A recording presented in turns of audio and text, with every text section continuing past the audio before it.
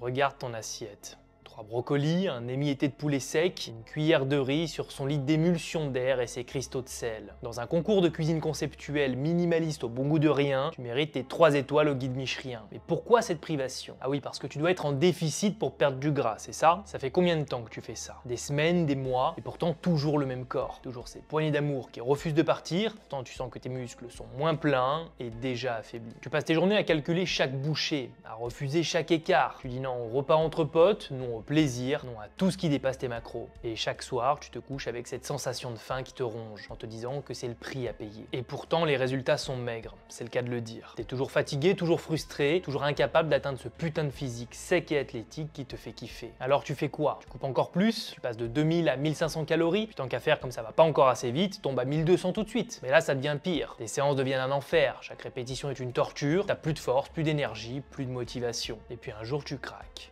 Tu tiens 3 jours, peut-être une semaine, puis un soir, t'ouvres les vannes. Tu te jettes sur tout ce que tu t'interdis depuis des semaines. Tu t'envoies 3000, 4000, 5000 calories en quelques heures. Et après, c'est la culpabilité. La balance qui remonte, ton ventre encore plus gonflé que la veille. Le déficit de plusieurs semaines de sacrifice si durement obtenu, explosé en une soirée de craquage. T'en reviens toujours au même point. Alors je vais être clair avec toi, si tu crois encore que manger moins est la solution pour sécher, tu risques fortement de rester coincé dans cette faille spatio-temporelle. Déficit extrême, craquage, retour au point de départ. Laisse-moi appeler le professeur qui va t'expliquer pourquoi ton corps te résiste, pourquoi la solution c'est pas de manger moins, mais de manger mieux.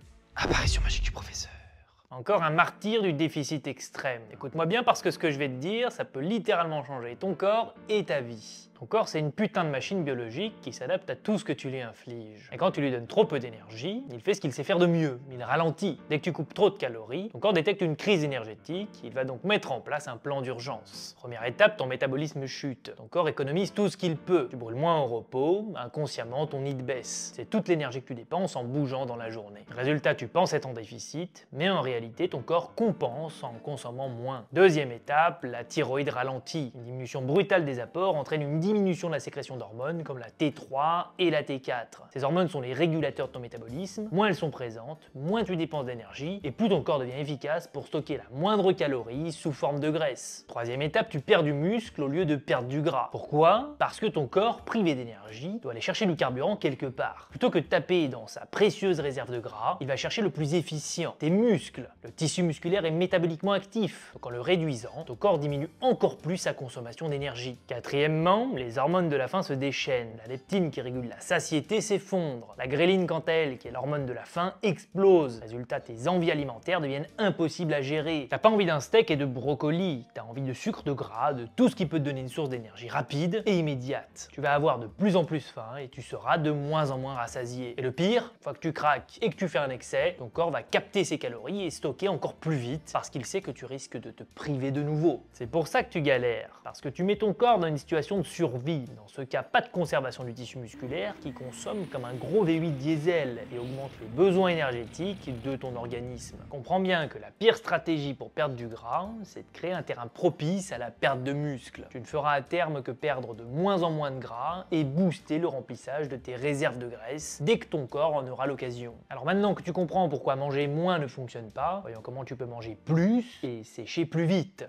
Maintenant que tu as capté le piège du déficit extrême, voilà comment tu fais pour sécher sans ruiner ton corps. Première règle, augmente légèrement tes calories pour retrouver un métabolisme actif. Si tu es en déficit calorique à 1200 calories par jour, remonte doucement autour des 1800 à 2000 calories par jour dans un premier temps. Ton corps a besoin de carburant pour brûler du gras. Deuxième règle, fais un petit point sur ta répartition macronutritionnelle. Table sur 1,5 à 2 grammes de protéines par kilo de poids de corps, 1 gramme de lipides par kilo de poids de corps et le reste en glucides jusqu'à atteindre ton total calorique souhaité. Petit rappel, 1 gramme de protéines et de glucides équivaut à 4 calories, quand 1 g de graisse équivaut à 9 calories. Si tu pèses 75 kg et que tu veux remonter à 2000 calories pour fonctionner correctement, ta répartition peut ressembler à ça. 135 g de prot, soit 1,8 g par kilo, 75 g de graisse, soit 1 g par kilo, et 195 g de glucides, soit 2,6 g par kilo. Troisième règle, arrête les repas de famine et construis des repas volumineux. Pour ça, tu favorises les aliments à faible densité énergétique qui permettent d'avoir un volume alimentaire conséquent. Évidemment, tu privilégies un bol alimentaire varié qui va ralentir ta digestion digestion et donc favoriser ta satiété. Oriente-toi vers les cuissons qui ne déshydratent pas trop les aliments, voire à l'inverse qui les hydratent pour augmenter le volume. Bon, ce sont des techniques relativement avancées, je te conseille plutôt de t'essayer à la fréquence alimentaire basse, qui te permet d'avoir des repas riches vu que tu manges moins souvent. C'est un vrai code de triche de la satiété et des choix alimentaires plus libres. Quatrième règle, garde un déficit modéré. Vise un déficit compris entre 300 et 500 calories, pas plus. Suffisant pour brûler du gras, mais pas au point de ralentir ton métabolisme. Et génère ce déficit en augmentant ta dépense énergétique. Plus de marche, rajouter une séance de cardio, augmenter ton temps de séance. Ne table pas tout sur un déficit alimentaire. Cinquième règle, surveille tes signaux de faim et de performance. Si tu as plus d'énergie, que tu es plus fort à l'entraînement et que ton tour de taille diminue, c'est que tu es sur la bonne voie. En appliquant ça, tu vas voir que non seulement tu vas sécher, mais tu vas le faire sans galérer, sans te sentir affamé et surtout sans flinguer ton corps. Arrête de te punir. La sèche, c'est pas un combat contre ton corps, c'est un jeu d'équilibre. Si tu passes ta vie à te restreindre, tu finiras toujours au point de départ. Commence aujourd'hui, ajuste tes repas, écoute tes signaux et arrête de croire que manger moins, c'est la solution. Dis-moi en commentaire si toi aussi, tu as déjà fait cette erreur et ce que tu comptes changer. Je te laisse une vidéo bonus dans la description dans laquelle je te présente ma méthode de coaching Harmonie. Si ça t'intéresse, c'est le premier lien juste en dessous. Sur ce, je te dis gros bisous